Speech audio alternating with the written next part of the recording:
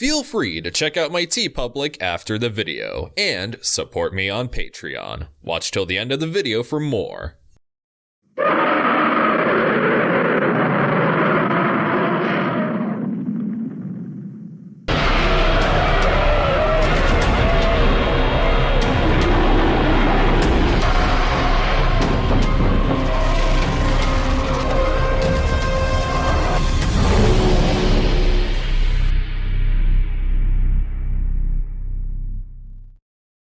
Welcome to the first installment of this little series of Kong videos where I look back on the history of the 8th wonder of the world before we finally, at long last, get to Godzilla vs. Kong. I also want to give a special shout out to SCRYE Productions for the awesome remastered King Kong vs. Godzilla theme, as well as my Patreon supporters who have actually wanted me to review Kong films in the past. But due to this occasion, well, you know. So I'll be sure to shout y'all out when I get to them. And thank you everyone for over 16,000 subscribers. But without further ado, let us take a look at the classic era of King Kong.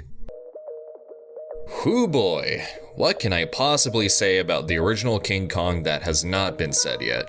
It's truly a technological marvel, easily one of the most revolutionary and groundbreaking films ever created. Guess one way to keep this interesting is to go over how the concept was conceived in the first place. It was an era of jungle flicks, thanks to 1913's Beasts in the Jungle, and movies like 1918's Tarzan the Ape Man and 1929's Stark Med took the world by storm. It was this wave of jungle movies that would actually lead into the development of King Kong. 1925's The Lost World featured a plot revolving around a dinosaur being removed from its home island and taken to civilization as an attraction, only for the creature to go on a rampage. Sound familiar? The Lost World also featured special effects by none other than Willis O'Brien. Marion C. Cooper would direct Chang, a drama of wilderness, in 1927, which not only featured monkeys, but was also produced by Ernest B. Schoedsack. I probably just butchered the hell of that pronunciation, but anyway. Speaking of which, Schoedsack would also direct 1931's Rango, a movie that also featured monkeys, but most famously, Schoedsack would direct one of the most intense survival jungle thrillers ever put to screen in 1932, The Most Dangerous Game. The movie even stars Fay Wray and Robert Armstrong, and was produced by Marion C. Cooper. At the time, not many zoos had exhibits exclusively for primates, so all filmmakers had to go off of when it came to this early wave of monkey movies were documentaries featuring these animals. And inspired by reading about gorillas fighting Komodo dragons in the book The Dragon Lizards of Komodo by W. Douglas Burden, Marion C. Cooper had an idea that would change filmmaking forever. Now keep in mind, this was during the Great Depression, so making movies during the time wasn't really all that easy. After developing The Most Dangerous Game, Cooper got Schoedsack, Ray, and Armstrong, and reached out to Willis O'Brien for special effects, and they all got to work on King Kong. Filmmaker Carl Denham, played by Armstrong, is wanting to make his own little jungle film. Hey, wait a minute. Only problem is that he can't find an actress for it, until he finds Ann Darrow, played by Ray. Denham gets a crew together and they head for Skull Island, one of the most iconic fictional locations in film due to its atmosphere. Along the way, we hear about a monstrous creature named Kong who rules the island. Eventually, Ann is kidnapped by several of Skull Island's natives, and they all perform a ritual as they offer her to Kong, who would come and take her away. And this is where the movie really gets going, because my god, for 1933, I can't even imagine how audiences must have reacted when Kong first appeared on screen. Truly unlike anything else at the time. Well, save for The Lost World, but my god. And the fact that they were able to build all sorts of effects to portray Kong is even more impressive. The film crew try to get Ann back, but along the way they're faced with the terrors of the island, as we also see moments featuring Kong and Ann as he fends off similar threats. Later, the film crew manages to incapacitate Kong, and Carl, being the greedy bastard he is, decides to take it to New York in a Broadway theater, in which the beast would eventually escape, and the film would present what is easily one of the most iconic scenes in cinema, the finale on the Empire State Building. A moment so beautiful and memorable that I can't even begin to count how many times it's been homaged and parodied. I saw this once when I linked my data bank to an Earth television transmission. I think it was called King Kong. And Devastator reminds me of that big baboon. The original King Kong was such a major cornerstone in filmmaking that new methods of trick photography and visual effects had to be created because the movie was such an ambitious feat. The set designs, the stop motion animation, the backdrops, it's so elegantly put together that you just find yourself lost in the scenery. Never mind the excellent acting performances, the phenomenal scoring by Max Steiner, the gorgeous cinematography. This is a true fantasy adventure brought to life. Plus, there's a colorized version on VHS. I remember when the Peter Jackson remake first came out, I immediately sought after the original, and it easily became one of my favorite movies growing up. To put it short, the original King Kong undoubtedly deserves its place in the history of cinema in terms of how pivotal it was for the time. And of course, audiences in 1933 absolutely loved it. So much, in fact, that it was enough to warrant a sequel. That sequel being Son of Kong. Son of Kong unfortunately fell victim to having a very rushed production due to the instant success of its predecessor. It had a very tight deadline, being the holiday season of 1933, so not even a year's span since the release of King Kong. The budget was even trimmed down significantly from about $672,000 to about $269,000, which isn't even half of that. So how do you top one of the biggest films to ever be released? Well, it's simple, you don't. And that's what scriptwriter Ruth Rose took to heart when helping develop the sequel, meaning that Son of Kong didn't have to be like its predecessor. Just a worthwhile experience. Many props used for the first film would be reused for Son of Kong, including one of the models for Kong that would be used to portray Kiko, the titular son of Kong, after a recoloring of said model. Shotek would return as director, but without Marion C. Cooper. Robert Armstrong would also come back to portray Carl Denham, but instead of Fay Wray, the leading woman for this film would be Helen Mack as Hilda Peterson. The movie is set 1 month after the events of King Kong, where we see Carl Denham down on his luck after being held responsible for the creature's rampage in New York and flees the state with Captain Englehorn for the previous film played by Frank Reicher, and eventually decide to return to Skull Island for a treasure of sorts. After immunity is formed on their ship, Denham and his crew are forced onto a lifeboat and head for Skull Island. After making it to the island in search for the treasure, they come across Kiko, who's unfortunately stuck in quicksand. Denham and Hilda help out the little Kong, and to return the favor, Kiko fends off the island's beasts to protect Denham and the others as they go find the treasure. And yeah, it's nowhere near as magical as the original, but it's honestly not a bad film. Really, the only complaint I have is that the first act does feel a bit slow, as I think they easily could have trimmed it down a little to help with the pacing. Except for the monkey scene. That stuff's great. While the characters aren't as memorable as they are in the previous film, they're still serviceable and help get the plot going.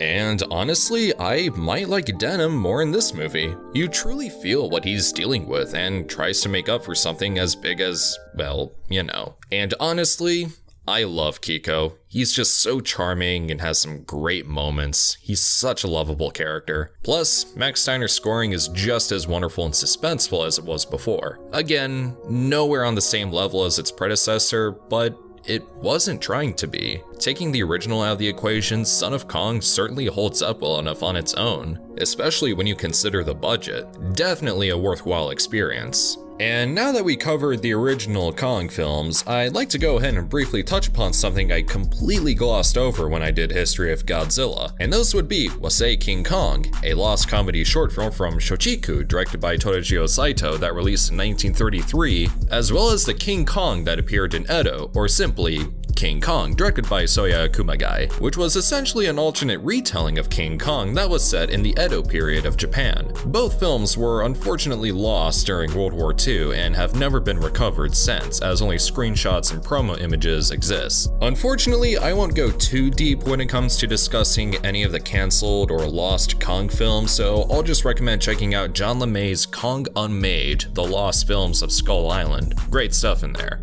However, Japan did get a fair share of their own King Kong films when Toho had a license to use the character. I already covered these films in History of Godzilla, so you know what, I'll just edit them into here.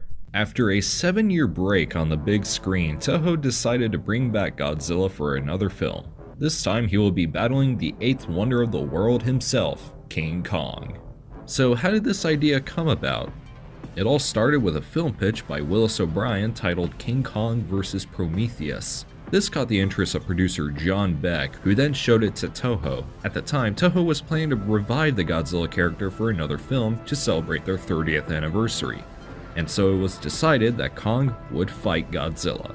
So the plot goes that a TV station is starting to lose some ratings, and after hearing word that a monster inhabits the mysterious Faroe Island, a crew is sent to go retrieve it in an effort to try and boost those ratings. And that monster is none other than King Kong. Meanwhile, Godzilla eventually breaks free from his icy prison from the previous film, and eventually, Kong breaks loose while being transported to Japan, and you guessed it, they fight. Not once, but twice actually. The first time they fight is really only a brief encounter, while their last battle is definitely the main highlight of the film. So essentially the film is like a retelling of the original King Kong, but with Godzilla added to the mix. And as epic as this matchup sounds, how's the film overall? Well, it doesn't necessarily live up to its awesome concept in terms of quality. The King Goji suit is definitely an improvement over the previous one, but I can't help but think Godzilla looks like a frog in some shots. And just look at the Kong suit. I don't even know where to begin on how ridiculous it looks. Also, I did find the characters to be pretty comical, especially Mr. Taco played by Ichiro Arashima. However, there are definitely some good things about this film. I'll start off by saying that Akira Ifukube can always guarantee some great scoring. And even though the original Godzilla had its own rendition of the Godzilla theme, King Kong vs. Godzilla contains the true iconic Godzilla theme everybody knows. And with some pretty sweet build-up and timing too. Ah! It's Godzilla!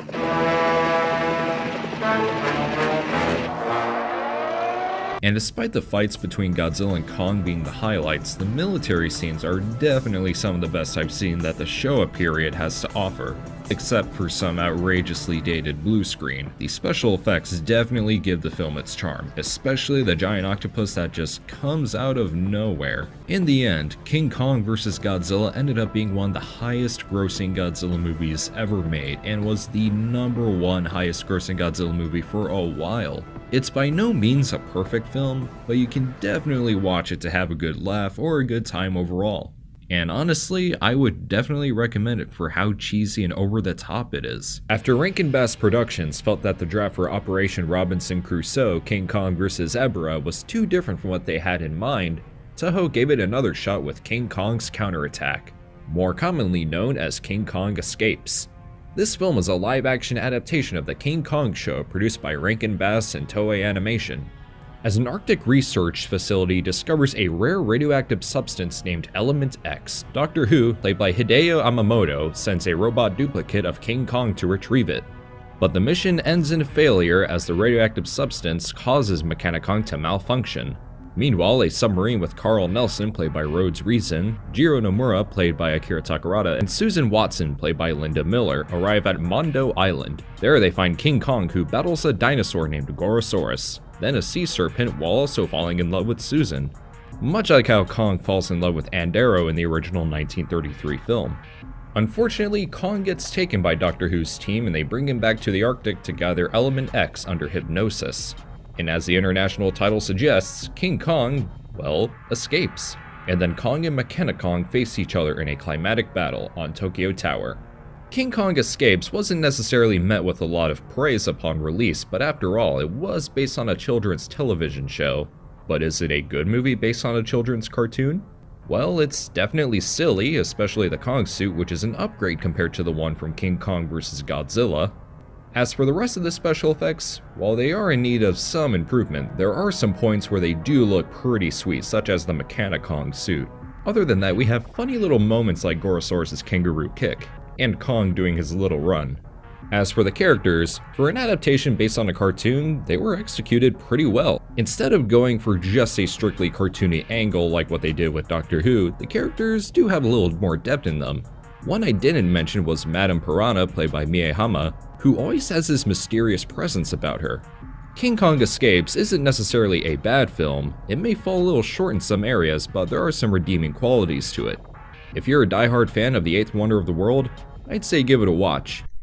Oh god, my content did not age well. But anyway, thank you for joining me in part 1 of this Kong Retrospective. Hope you all enjoyed, and I'm looking forward to seeing y'all in the next one. But if you like what you see, then definitely consider supporting me on Patreon, where for a single dollar, your name can appear at the end of every future upload. Other than that, you can also get early access to videos, exclusive content, commissioned video requests, and receive a t-shirt of your choice from my TeePublic. Once I reach enough patrons, I'll review Keita Mamiya's famous Garo series. So if that's something you'd like to see, then go support me on Patreon. Feel free to like, share, comment, subscribe, all that good stuff, and this is Titan Goji, signing off.